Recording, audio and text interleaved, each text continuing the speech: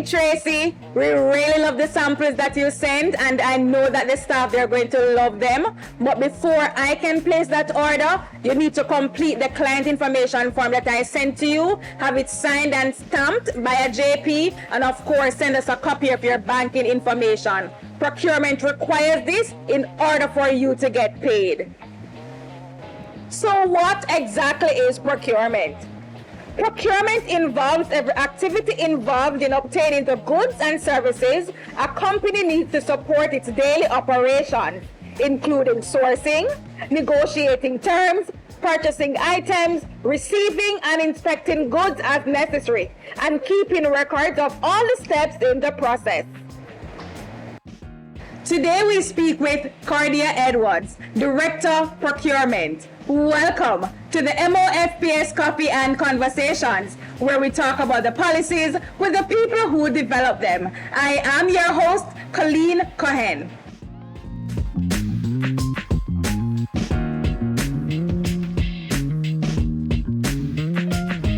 Let's take several sips of coffee and have a conversation with Cordia Edwards, Director Procurement.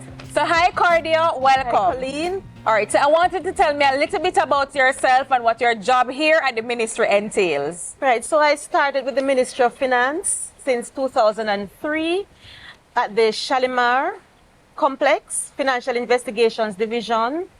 And then in 2015, I came over to the ministry at Heroes Circle, and I started in procurement. So I have been in procurement for the last 8 years. Wow. And well, I took a break from the ministry for a year, if you would call it that. And I'm back, and we procure the ministry's goods, works, and services, so able to allow the different divisions to meet their strategic objectives and their operational objectives as well. Right. So, Cordia, I want you to give me an overview of what the procurement process is like here at the ministry. Okay, so we start out with planning. So we have a period of planning whereby each division indicates what it is that they would like to buy in order to meet their strategic objectives. These requests, they are placed on the procurement plan. And as a unit, we monitor the procurement plan to ensure that we make timely purchase of those strategic requests. For the operational needs, the units from time to time will indicate what it is that they would like. So there are times when they will indicate to us, who we can buy it from, or we have a pool of persons from which we pull, and we will buy, engage those persons. Depending on the value, we may have to use a formal tender process, which we must follow based on the guidelines. But for those goods that are below 1.5, it's less formal. Right. I'm happy that you mentioned suppliers. In selecting some of these suppliers, what factors do you consider when selecting suppliers? We have a process. So for the general operational below 1.5, we use suppliers based on their performance. Right.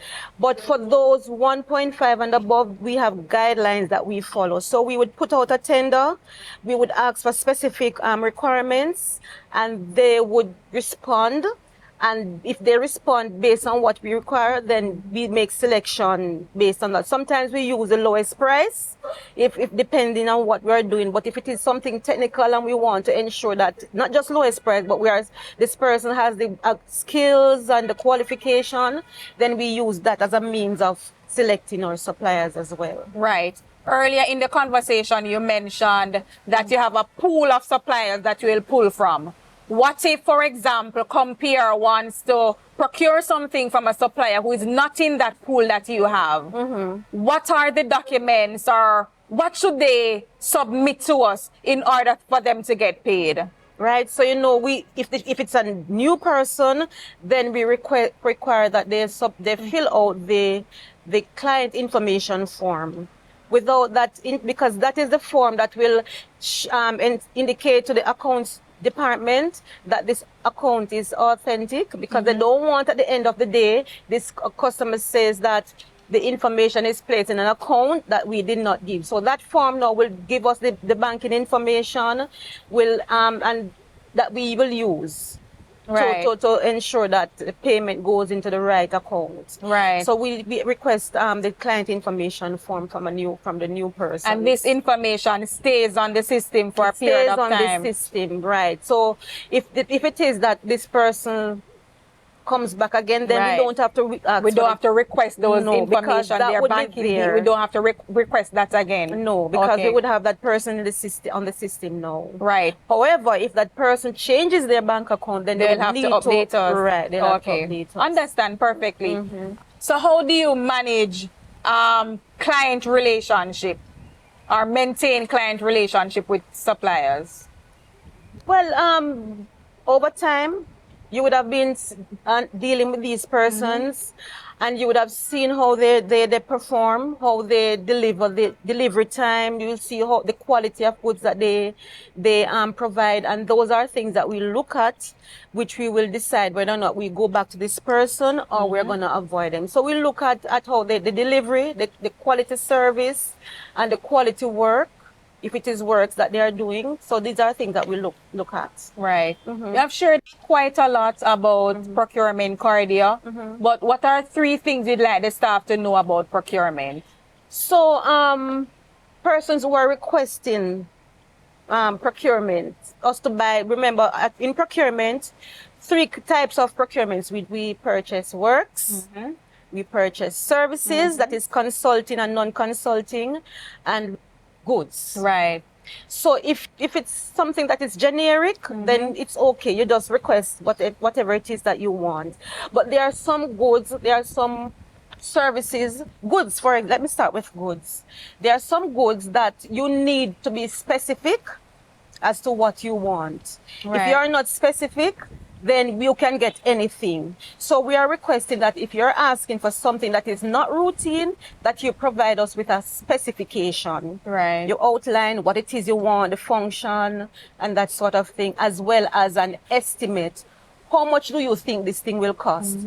Because the cost that you give us will determine whether or not we go a competitive route or whether we just do a simple buy. Okay.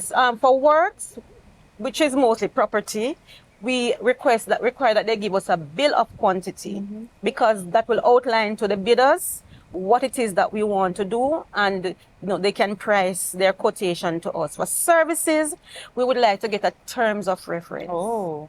Yes, because as we said, we need to state specifically what we want this person to provide us with. Right. If we don't give them anything, they can give us anything. Right. And we always request that we get genuine, but realistic. Right. In-house estimate, because that's one of the problems that we're having, is that we are not getting right in-house estimates, and it gives us a challenge when we go out for based on an in-house estimate, and when the thing comes in, it's different. Right. Because we have to justify why is it that we are buying something for so low below the in-house estimate or so high above the end. So the estimate is very important. The technical specification, the bills of quantity, or the TOR, terms of reference. Oh, okay. So Cordia, tell us, what makes your branch excellent?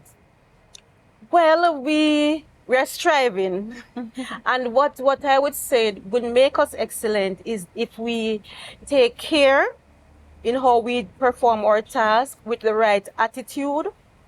We ensure that we pay attention to details, so that those who are relying on the goods, works, and service that we procure, that they will be pleased with what they get, given that we get the right terms of reference specification. And we go beyond what our customers are expecting, and for the most part. So Right. that's what will make and we are striving. Striving to be we are excellent. striving to be excellent.